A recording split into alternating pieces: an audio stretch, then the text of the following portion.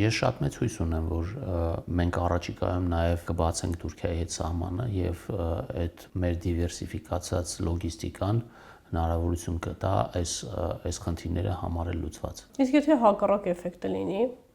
ձեր ընդդիմադիրներն ասում են, որ այդ դեպքում կարող է հայկական ապրանքները դառնան ոչ մրցունակ, թուրքական ապրանքները կգան Հայաստան կամ Հայաստանը ապրանքներ դուրս հանելու խնդիրներ կունենա, այդ սցենարը դիտարկում եք, թե չէ եկող տարվա համար։ Ես նման խնդիր չեմ տեսնում, որովհետև այսօր էլ թուրքական ապրանքները գալիս են Հայաստան, այն որ մենք մեր ապրանքների արտադրողականությունը եւ արդյունավետությունը պետք է բարձրացնենք, այդտեղ որևէ հարց չկա եւ այո, մենք պետք է այդ մրցակցությանը, բոլորի հետ մրցակցությանը դիմանանք։ Եվ ամեն ինչ պետք է անենք, պետք է մտածենք իրար հետ, ինչպես դա անենք։ Կառավարությունը իր հերթին,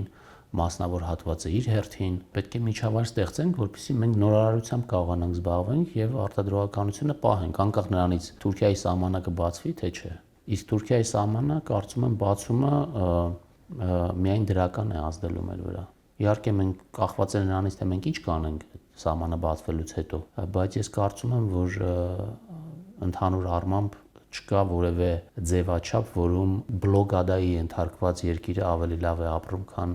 ոչ բլոկադայի մեջ գտնվող երկիրը։ Իսկ դուք ներգրաված եք այդ քննարկումներին Թուրքիայի սահմանը բացելու, Թրամփի ուղի, կաք